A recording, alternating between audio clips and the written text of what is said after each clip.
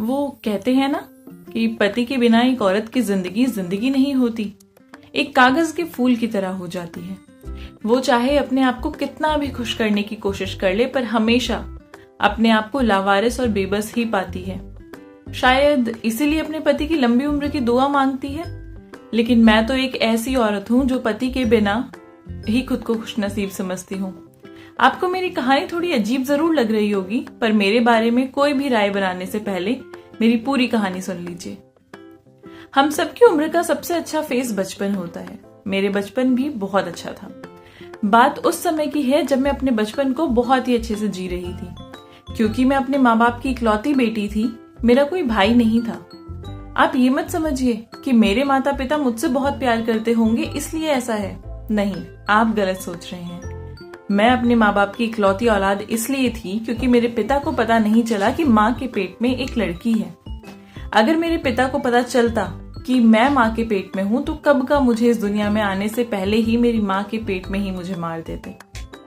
अब क्योंकि मैं पहली औलाद थी तो मैं इस दुनिया में आ गई।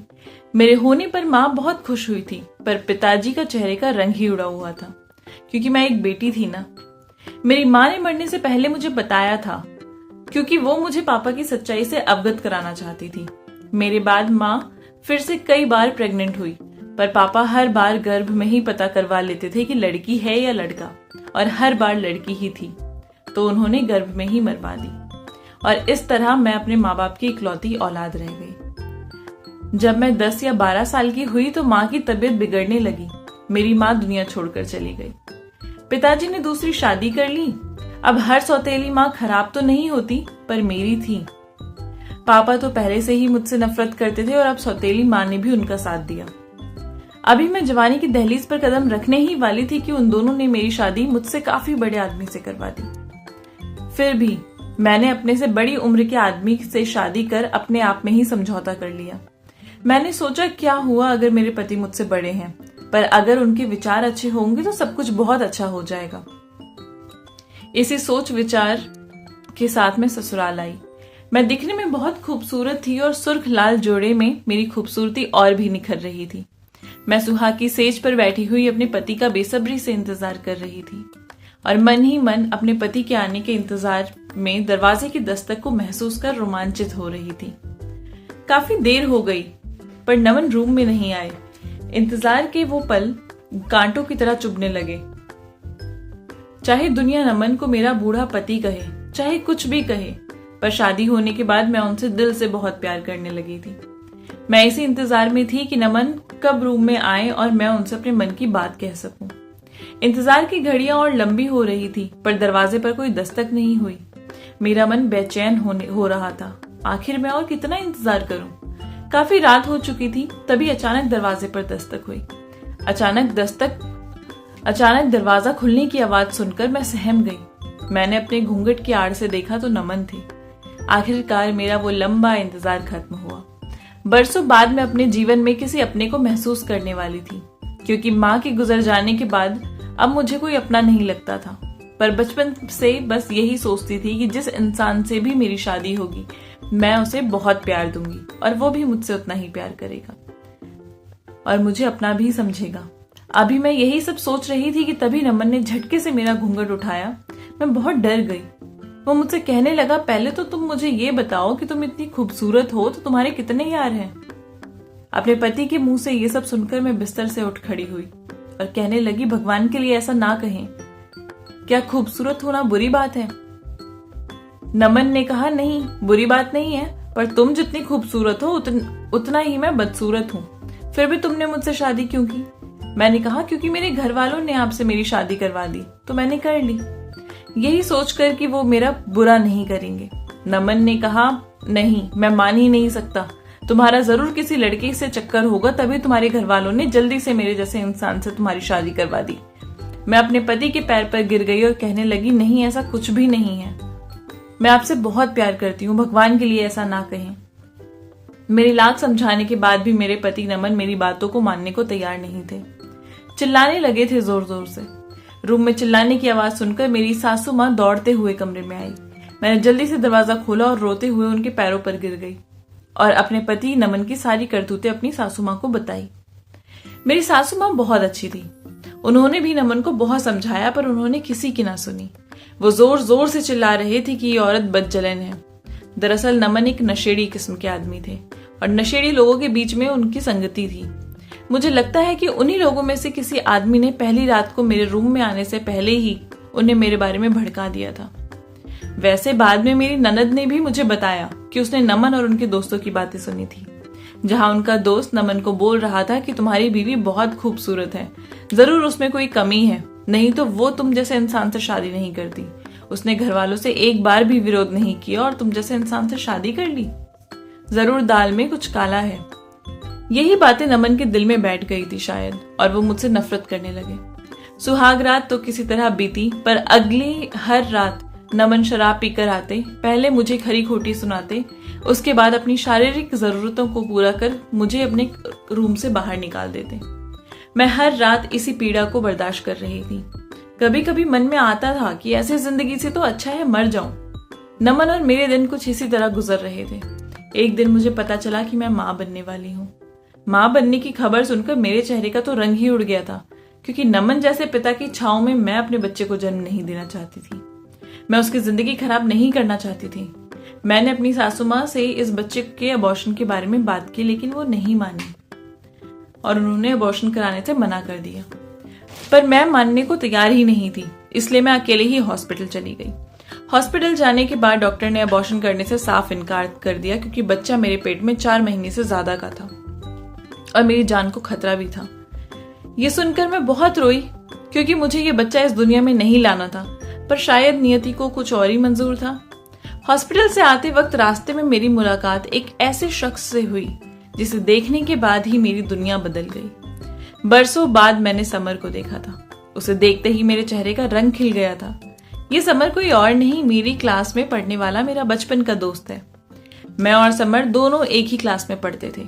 उसी टाइम हम दोनों की दोस्ती हुई। ये दोस्ती अभी प्यार में बदल ही रही थी कि मेरी सौतेली माँ और मेरे पिता ने मेरी शादी करवा दी।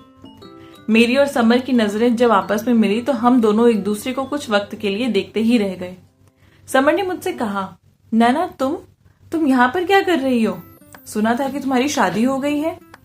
तुम्हारे पति कहाँ हैं? वो साथ में क्यों नहीं है?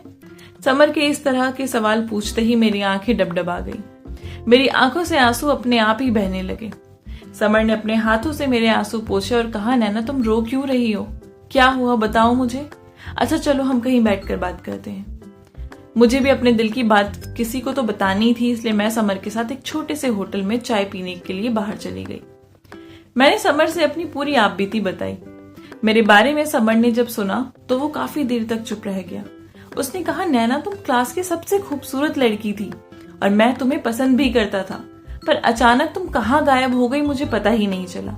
मैंने कई लोगों से तुम्हारे बारे में पूछा था तो लोगों ने बताया कि तुम्हारी शादी हो गई। तुम्हारी शादी की खबर सुनकर मेरे तो सारे अरमान ही चकनाचूर हो गए। मैं बहुत टूट सा गया था। मेरा पढ़ाई में भी मन नहीं लग रहा था। मैं विदेश चला गया। अभी कुछ दिन पहले ही विदेश से अपने गांव लौटा हूँ।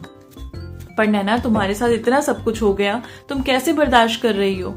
मैंने कहा, क्या करूं, ये सब बर्दाश्त करना मेरी मजबूरी हो गई है। अच्छा समर, अब मुझे लेट हो रहा है, मैं घर चलती हूँ। समर ने मुझसे पूछा, नैना तुम्हारा घर कहाँ पर है? तुम रहती कहाँ पर हो? मैंने समर से कहा, जाने दो, तुम जानकर क्या करोगे?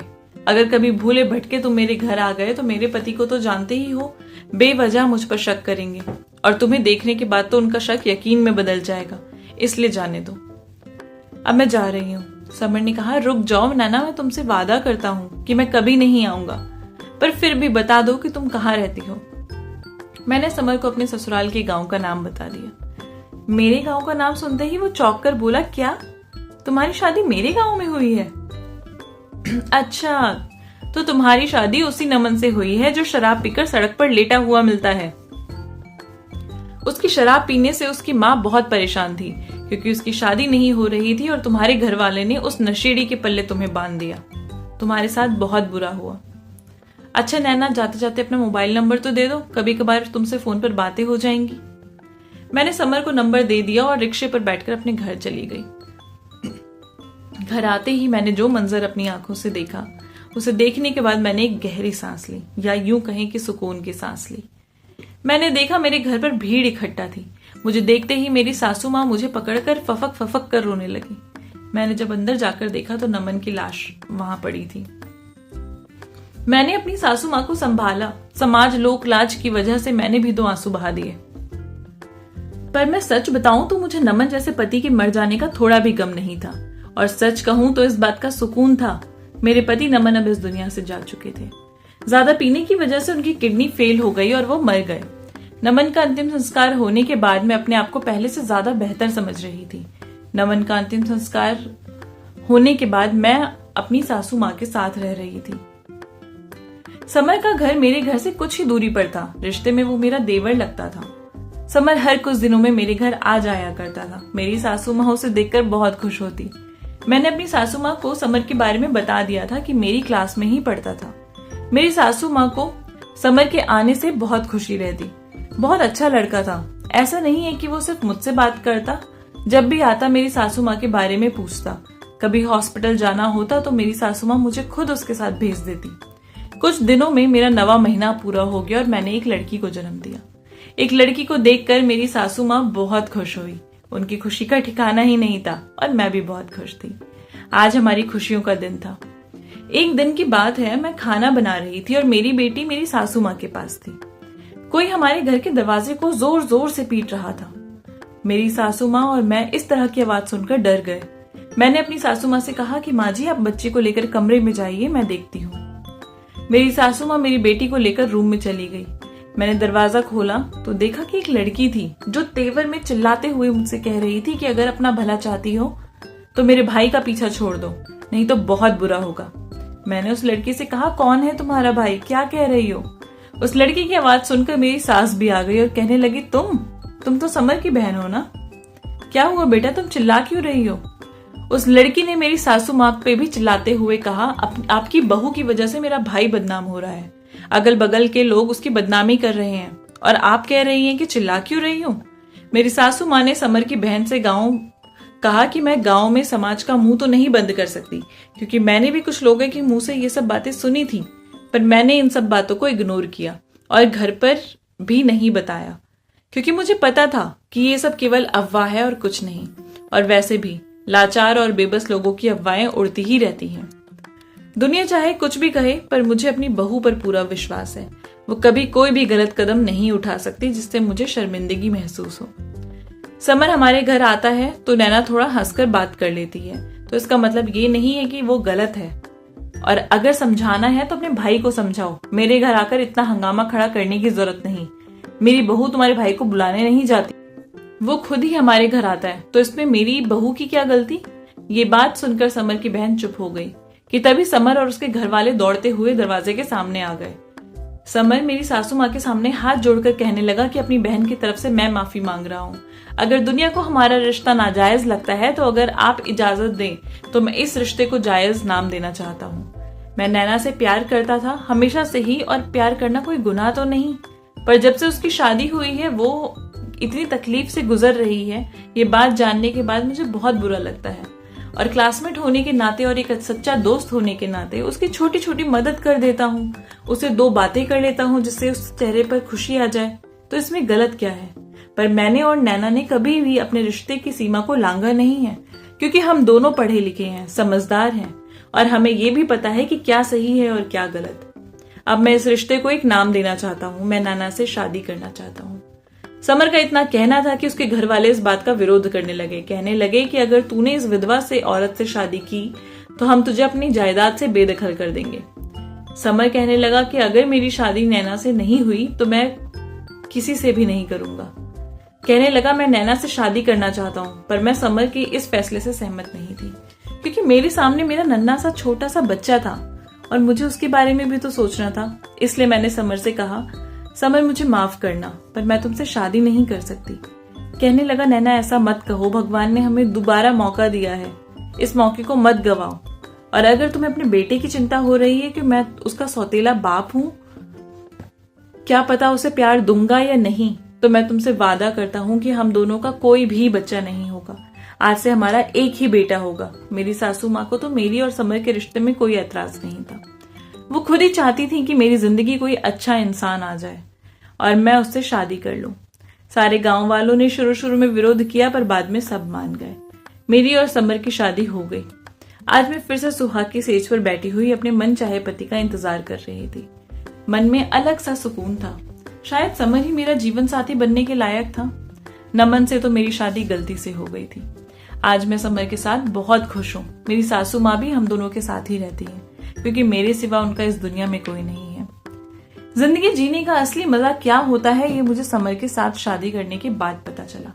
हमारे समाज में शादियों को लोग जन्म पत्रिका और कुल मिलाकर करते हैं, लेकिन जन्म पत्रिका कुंडली मिलाने के साथ साथ लड़के और लड़की का विचार मिलता है या नहीं, इसकी परवाह किसी को नहीं है।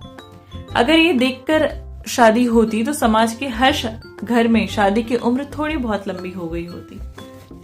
आई होप आपको ये कहानी पसंद आई होगी। अगर अच्छी लगी है तो चैनल को प्लीज सब्सक्राइब कर लीजिए, लाइक कर दीजिए और अपने प्यारे से कमेंट नीचे ड्रॉप कर दीजिए।